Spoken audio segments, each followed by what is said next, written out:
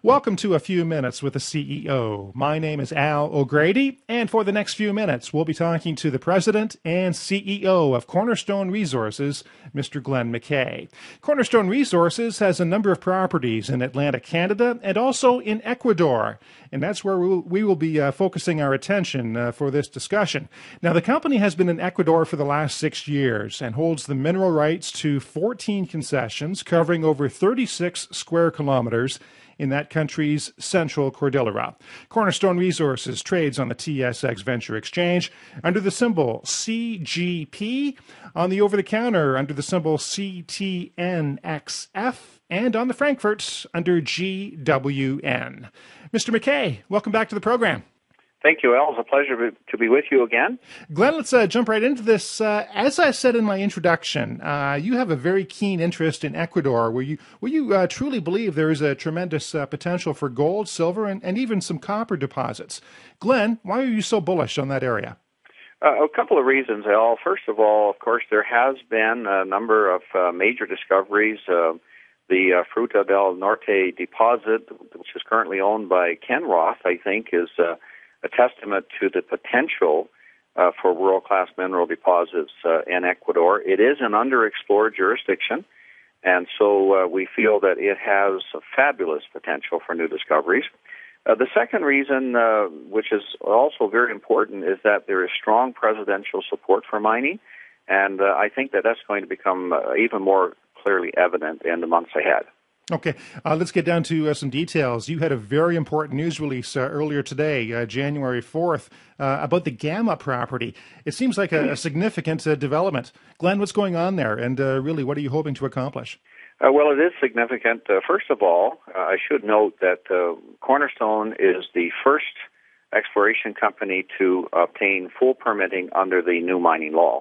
So that's a significant step for Cornerstone. It speaks a lot about how proactive we've been in working with the government down there.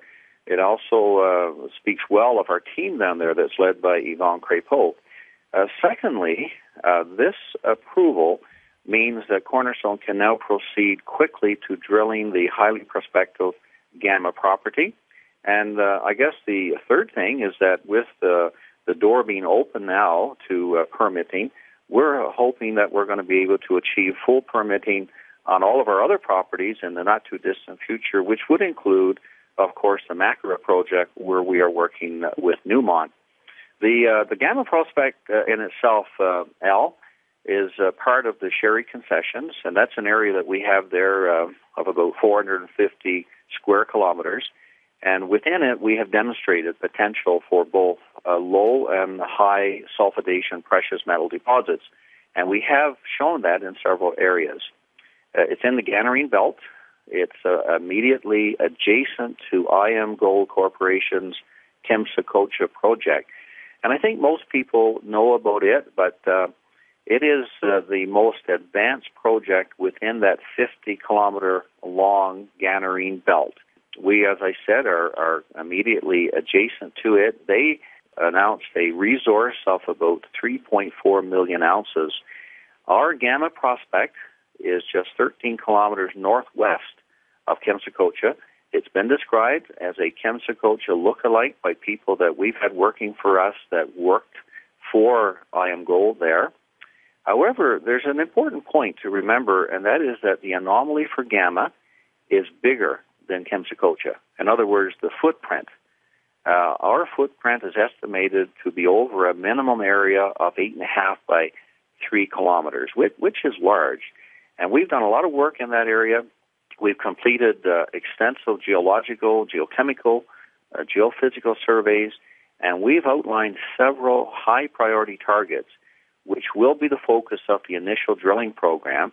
And we're hoping to announce the details of that drilling program in the next few days, Al. Okay, you touched on a couple of things. First of all, very interesting news when you're talking about that area play with IM Gold and also the forthcoming developments in the next couple of days. You know, Glenn, there's an old saying, money talks and everything else walks. Well, actually, I cleaned it up a little, but that's okay.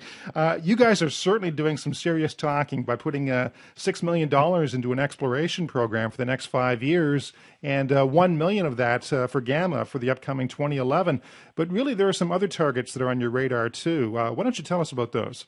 Well, in the first of all, let's talk about the Shyri concessions. Within it, we have already defined 3 high-priority targets. One of them is the Canarabamba property or prospect, and it's centered on a diatreme, which is about 4 kilometers by 1 kilometer. These diatremes, they're like intrusive pipe complexes, and what's significant about them, Al, is that they are commonly associated with significant epithermal gold deposits, either adjacent to or as the principal host. And some examples that your listeners could do research on, world-class examples are Rosea, Montana in Romania, and Acopan in Luzon in the Philippines. And so we are sitting right on one of those diatremes, and we've already demonstrated that we have at least 4 main gold-silver prospects within the Canarabamba prospect. And the work we've done so far, we've shown, we've given good evidence of locally developed bonanza grades, not uncommonly in excess of 10 grams per ton of gold. However, I should mention that this is a bulk tonnage target, and it is a huge one at that. In addition to Canarabamba, which is also on the Shyri project, on Shyri property, a third target we have is the Vetas Grande target.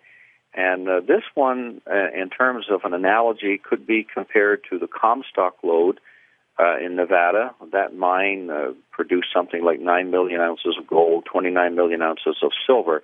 It's an intermediate sulfidation vein system, and we've already traced it in excess of 1.5 kilometers with an elevation of about 600 meters in thickness, if you will. So on that particular one, Vetas Grande, we also have identified 4 high-grade targets, and we've had results, as an example, 53 grams per ton of gold over 3.5 meters. So just speaking about the Shyri project, yeah, we're very excited about what we've identified there from past work, and I would recommend that your listeners who are interested would go to our website, cornerstoneresources.com, for more information, which I think they'd find very interesting. Right. Now, you know what, Glenn? You have another company that also believes in you. I mean, you have a joint venture partner in this arrangement. Tell us who that is and more about that business relationship. Yes, with regard to the Gamma prospect, or the Shyri property, actually, but initially on the Gamma, we have Intrepid Mines Limited.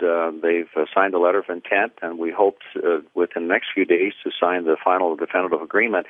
They bring a wealth of knowledge and skill in working in similar geological environments as we have on Shyri. They can earn an initial 60% in Gamma by spending $6 million U.S. over 5 years, including a firm commitment of $1 million U.S. in the first year. However, they can accelerate the earn-in, and we expect that that's their intention to do so from conversations that I've had with them. Now, they can earn a further 20% interest in a specific area up to, and we've identified or classified it as project areas. For instance, Gamma would be a project area. They can select an area of about 5,000 hectares.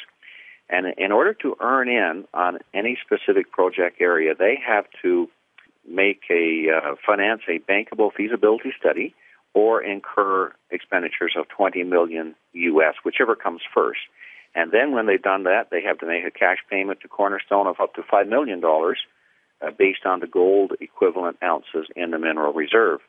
So there's no limit to the number of project areas that Intrepid can designate within the Shyri property, and each is a standalone project area, and each would require the same earn-in requirements.